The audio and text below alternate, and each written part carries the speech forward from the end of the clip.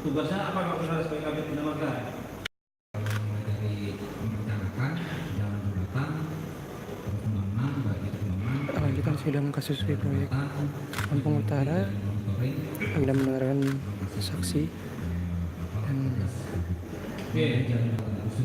hari ini dihadirkan 5 saksi.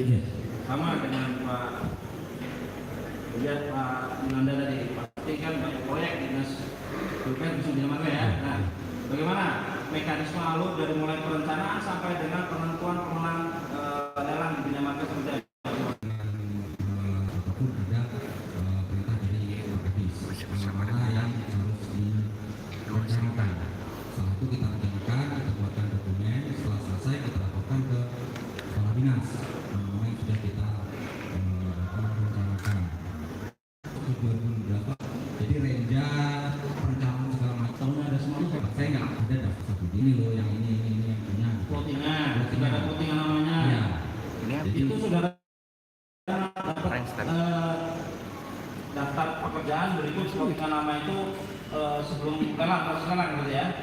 Sebelum sudah ada seperti itu, sudah seperti itu. Iya. Oke, kemudian Ya ini loh, gitu. Makanya di situ ULP koordinasi dengan ULP juga koordinasi itu yang diterima dengan bidang dengan ULP sama.